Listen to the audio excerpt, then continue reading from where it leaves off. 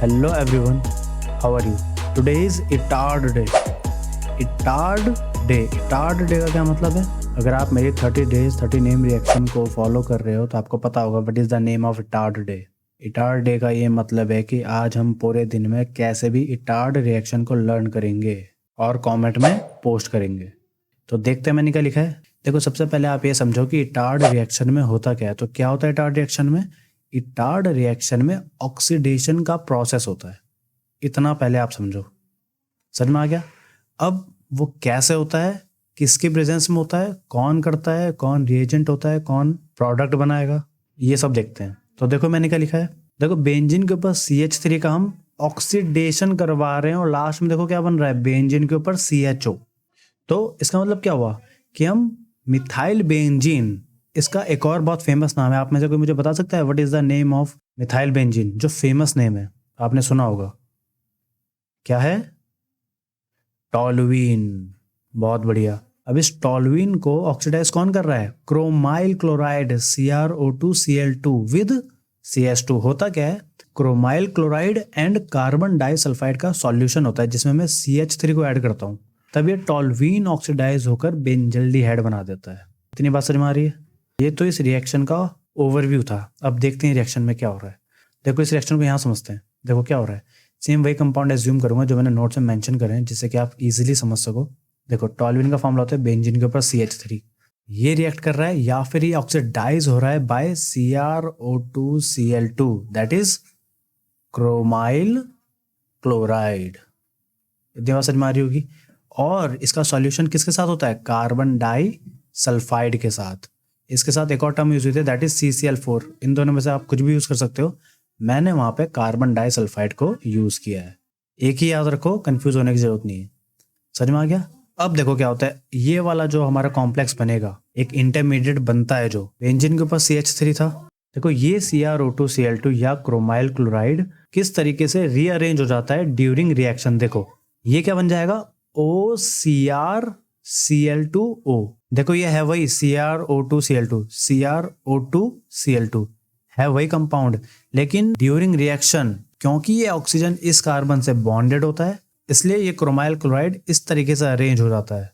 And जैसे ये oxygen इस कार्बन से अटैच हुआ तो ऐड तो तभी होगा ना जब यहाँ से एक हाइड्रोजन रिलीज होगा, ये वाला. तो ये एक हाइड्रोजन रिलीज होकर कहाँ पहुंच जाता है? ये पहुंच जाता है हमारा इस ऑक्सीजन के पास. तो कोशिश करना समझने की मैं क्या कह रहा हूँ. देखो, ये था C, ये सपोज कर लो अभी फिलहाल के लिए H बन गया और 2 H निकाले इसने. तो जब ये 2 H निकालेगा तो 2 बॉन्ड फ्री होंगे इस तरीके से. तो ये रहा क्रोमाइल क्लोराइड. इसको लिख देता हूं मैं OCrCl2O. यहाँ पे भी ऐसी OCrCl2O. और जो 2 हाइड्रोजन निकले थे उसके साथ इस ऑक्सीजन ने बॉन्ड बना दिया, इस ऑक्सीजन ने बॉन्ड बना दिया. तो ये एक ब्राउन क्रोमियम कॉम्प्लेक्स बन जाता है. क्या? ब्राउन क्रोमियम कॉम्प्लेक्स बना देता है. एक इंटरमीडिएट कंपाउंड है जो कि मेरा फाइनल कंपाउंड से पहले बन रहा है. बहुत ज़्यादा इंपॉर्टेंट नहीं है बट आपको पता होना चाहिए जब आप नेम रिएक्शन को लर्न कर रहे हो. तो ये ब्राउन क्रोमियम कॉम्प्लेक्स बना कैसे? कुछ नहीं हुआ. ये पूरा का पूरा कंपाउंड, ये जो मेरा CrO2Cl2 है, ये इस कार्बन में जाके अटैच हुआ इस तरीके से रीअरेंज होके. एंड इसमें से जो हाइड्रोजन निकलेंगे वो दोनों कहाँ चले गए? इसी के इस ऑक्सीजन पे चले गए. देखो, सेम ये वाला कंपाउंड बन गया. आई होप आपको इतनी रिएक्शन समझ में आ गई होगी. और क्योंकि आपको इतनी रिएक्शन अब समझ में आ गई है तो हम इसको आगे फर्दर हाइड्रोलिसिस करते हैं. तो हाइड्रोलिसिस पे देखो क्या बनेगा. हाइड्रोलिसिस का मतलब क्या होता है कि ये किससे रिएक्ट करेगा? H2O से रिएक्ट करेगा. तो H2O से रिएक्ट करने के बाद ये पूरा का पूरा कंपाउंड यहाँ से अलग हो जाता है और क्या बन जाता है? डायरेक्ट बन जाएगा बेंजीन के ऊपर CHO. आपको इसका एडिशनल कंपाउंड याद करने की जरूरत नहीं because that is not our main product. हमारा मेन प्रोडक्ट हमारा बेंजल्डिहाइड है. तो हमने बेंजल्डिहाइड बना लिया, ये बन गया. और कहाँ से बन गया? टॉलुइन से बन गया. तो रिएक्शन तो बहुत इजी थी. आपको आई होप समझ में आ गई होगी रिएक्शन. कोई भी डाउट होगा तो पूछ लेना. अब इस रिएक्शन को हमें क्या करना है? डिफाइन करना है. लर्न नहीं करना. हम सीखेंगे कि हाउ कैन आई डिफाइन और how can we define any reaction.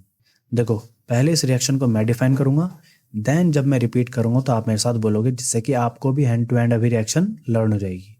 देखो, ये अल्काइल बेंजीन है. मैं कोई भी अल्काइल बेंजीन यूज कर सकता. You can use any alkyl in alkyl benzene. मैंने मिथाइल यूज किया है, आप एथाइल कर सकते हो, प्रोपाइल कर सकते हो। तो करते हैं define. When alkyl benzene is oxidised by chromyl chloride in CH2, it forms a brown chromium complex which on hydrolysis it gives benzaldehyde, और कॉरस्पॉन्डिंग बेंजल्डिहाइड बोलूंगा तो ज़्यादा सही रहेगा।